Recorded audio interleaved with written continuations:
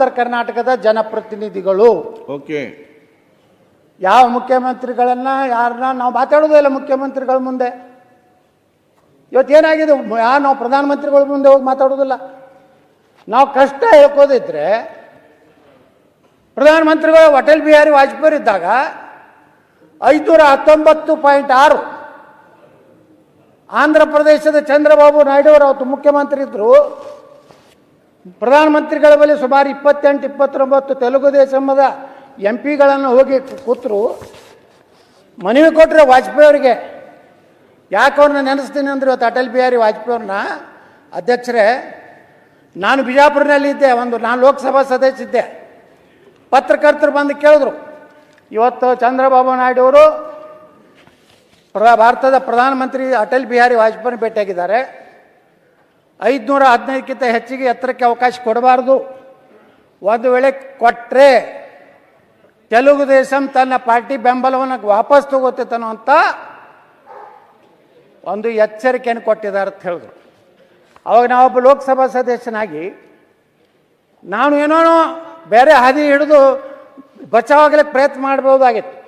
ಆದರೆ ಅವತ್ತು ನಾ ಹೇಳಿದೆ, ಕೇಂದ್ರ ಸರ್ಕಾರ 519.6 ಎತ್ತರಕ್ಕೆ ಅನುಮತಿ ಕೊಡದೇ ಇದ್ದರೆ ಸುಪ್ರೀಂ ಕೋರ್ಟ್ನಲ್ಲಿ ನಮ್ಮ ನ್ಯಾಯದ ಪಾಲನ್ನು ಕೇಂದ್ರ ಸರ್ಕಾರ ಅಫಿಡೇಟ್ ಹಾಕದೇ ಇದ್ದರೆ ನಾನು ಲೋಕಸಭೆಗೆ ರಾಜೀನಾಮೆ ಕೊಡ್ತೀನಿ ಅಂದೆ.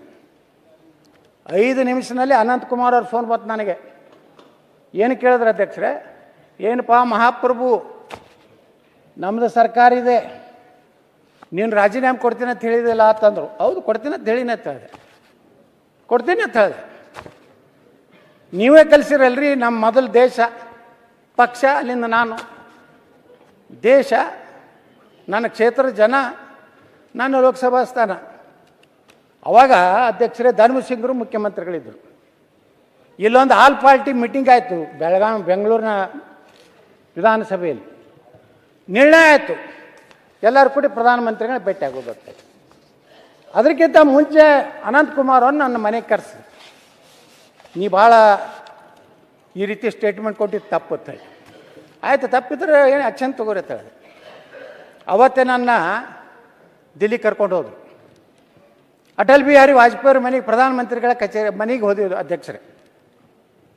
ನನ್ನ ಜೊತೆಗೆ ಬಸವರಾಜ್ ಪಾಟೀಲ್ ಸೇಡಮ್ ಇದ್ದರು, ಡಾಕ್ಟರ್ MR ತಂಗಾ ಇದ್ದರು, ಜಗದೀಶ್ ಶೆಟ್ಟರ್ ಇದ್ದರು, ನಾನು ಅನಂತಕುಮಾರ್ ಅವರೆಲ್ಲ ಕೂಡಿ ವಾಜಪೇಯಿ ಮನೆಗೆ ಹೋದಾಗ ನಮ್ಮ ಅನಂತಕುಮಾರ್ ಹೇಳಿದ್ರು, ಯಹಿ ದೇಖೋ ಬಿಜಾಪುರ ಕೆ ಸಂಸದ್ ಐಸಾ ಬಾತ್ ಕಿಯಾ ಹೈ ಅಂತ ಹೇಳಿದ್ರು. ನಾನು ನೋಡಿದ್ರು ವಾಜಪೇಯಿ ಅವರು. ನಾ ಹೇಳಿದೆ, ಈ ರೀತಿ 519 ಆಗದೇ ಇದ್ದರೆ ನಾವು ಡ್ಯಾಮ್ ಕಟ್ಟಿ ಬೇರೆ ಜಿಲ್ಲೆಯವ್ರಿಗೆ ಕೊಡೋದು ಬಿಟ್ಟರೆ ಬಿಜಾಪುರಕ್ಕೆ ಏನೂ ಲಾಭ ಆಗೋದಿಲ್ಲ ಅಂತ ವಾಜಪೇಯಿ ಮುಂದೆ ಹೇಳಿದಾಗ, ಆ ಪುಣ್ಯಾತ್ಮ ಅಟಲ್ ಬಿಹಾರಿ ವಾಜಪೇಯಿ ಏನೋ ನೆನೆಸ್ತೇನೆ, ನೇರವಾಗಿ ಅವತ್ತಿನ ಅಟಾರ್ನಿ ಜನರಲ್ ಹರೀಶ್ ಸಾಳ್ವೆ ಅವ್ರಿಗೆ ಫೋನ್ ಮಾಡಿದ್ರು. कल हमारा एक कर्नाटक के हमारे MP और केंद्र मंत्री आ रहे, उनका जो अफिडेविट डालने का है सुप्रीम कोर्ट में, आप करिए. ಮುಂಜಾನೆ 8 ಗಂಟೆಗೆ ಹರೀಶ್ ಸಾಳ್ವೆ ಅವ್ರ ಮನೆಗೆ ಹೋದ್ವಿ ನಾವು, ಅನಂತಕುಮಾರ್ ನೇತೃತ್ವದಲ್ಲಿ. ಅವ್ರ ಮನೆಗೆ ಹೋದಿವಿ, ಟಿಫಿನ್ ಮಾಡಿದ್ವಿ. ಒಂದೇ ಮಾತು ಹೇಳಿದ್ರು ಹರೀಶ್ ಸಾಳ್ವೆ, कल हम अटल जी ने बोला है आज सुप्रीम कोर्ट में आलमट्टी डैम का 519.6 519.6 अफिडेविट डाल देंगे. ಅವ್ರಿಗೆ ಧಮಕಿ ಬಂದಿದ್ರ ಬಗ್ಗೆ ವಾಜಪೇಯಿ ನಮ್ಮ ಮುಂದೆ ಏನು ಹೇಳ್ತಾರೆ ಅಧ್ಯಕ್ಷರೇ, ನನ್ನ ಸ್ವಾರ್ಥಕ್ಕಾಗಿ, ನನ್ನ ಪ್ರಧಾನಮಂತ್ರಿ ಕುರ್ಚಿಗಾಗಿ ಕರ್ನಾಟಕಕ್ಕೆ ನಾನು ಬಲಿ ಕೊಡಲಿಕ್ಕೆ ಸಾಧ್ಯ ಇಲ್ಲ ಅನ್ನುವಂಥ ಮಾತನ್ನು ಅಟಲ್ ಬಿಹಾರಿ ವಾಜಪೇಯಿ ಅವತ್ತು ಹೇಳಿದ್ರು. ಮುಂದೆ 6 ತಿಂಗಳಾಗ ನಾನು ಏನು ಉಚ್ಚಾಟನೆ ಮಾಡಬೇಕಂತಿದ್ರಲ್ಲ ಅಧ್ಯಕ್ಷರೇ, ನಾ ಕೇಂದ್ರ ಮಂತ್ರಿಯಾಗಿ ಅಟಲ್ ಬಿಹಾರಿ ವಾಜಪೇಯಿ ಸರ್ಕಾರದಲ್ಲಿ ಕೆಲಸ ಮಾಡುವಂಥ ಅವಕಾಶ ಕೊಟ್ಟರು. ನಾವು ನಮ್ಮ ಭಾಗದ ಜನರ ಬಗ್ಗೆ ಕಳಕಳಿ ಇಟ್ಕೊಂಡು ಕೆಲಸ ಮಾಡಿದ್ರೆ ಯಾರಿಗೂ ಹಂಚಬೇಕಾಗಿಲ್ಲ. ಜನ ನಮ್ಮ ಬೆನ್ನತ್ತಾರೆ. ಇವತ್ತು ನೋಡಿ, ಕರ್ನಾಟಕದಲ್ಲಿ ಎಲ್ಲಿ ಬೇಕಾದಲ್ಲಿ, ಯಾವ ಮೈಸೂರು ಮಂಡ್ಯಕ್ಕೆ ಹೋದ್ರು 10-15 ಜನ ಸೇರ್ತಾರೆ. ಯಾಕೆ ಸೇರ್ತಾರೆ? ನಾನು ದುಡ್ಡು ಕೊಟ್ಟು ತರಿಸ್ತೀನಿ, ಏನು ಜೀಪ್ ಕೊಡ್ತೀನ, ಡಾಬಾದಾಗ ಊಟ ಏನೂ ಇಲ್ಲ. 15-20 ಜನ ಸೇರ್ತಾರೆ. ಯಾಕಂದ್ರೆ ಗಟ್ಟಿಯಾಗಿ ಒಂದು ಪ್ರತಿನಿಧಿಯಾಗಿ. ಇದು ಉತ್ತರ ಕನ್ನಡ ಸಮಸ್ಯೆ, ಸಮಸ್ಯೆ ಈಗ ನಮ್ಮ ಕಡೆ ಎಲ್ಲ ಫೇಮಸ್ ಆಗ್ಬಿಟ್ಟಿದ್ದೀರಾ ನೀವು. ಇಲ್ಲ ವಿರುದ್ಧ ನೀವೇ ಮಾತಾಡೋದಲ್ಲ. ನೋಡಿ ಅಧ್ಯಕ್ಷರೇ, ನಾನು ಯಾವ ರೀತಿ ಅನ್ಯಾಯ ಆಗ್ತದೆ ಅದು ಇವತ್ತು ನಾವು ಹೇಳಿದೆ. ಯಾವುದೇ ಪಕ್ಷಾತೀತವಾಗಿ ನಾವು ಮಾತಾಡ್ತೀನಿ ಇವತ್ತು. ನನಗೆ ಇಲ್ಲ ನರೇಂದ್ರ ಸ್ವಾಮಿ ಅವರ ನರೇಂದ್ರ ಸ್ವಾಮಿ ಅವರು ನೀವು ಶೀಘ್ರದಲ್ಲಿ ಮಂತ್ರಿ ತುಂಬಾ ಪ್ರಖ್ಯಾತ ಅಧ್ಯಕ್ಷರೇ.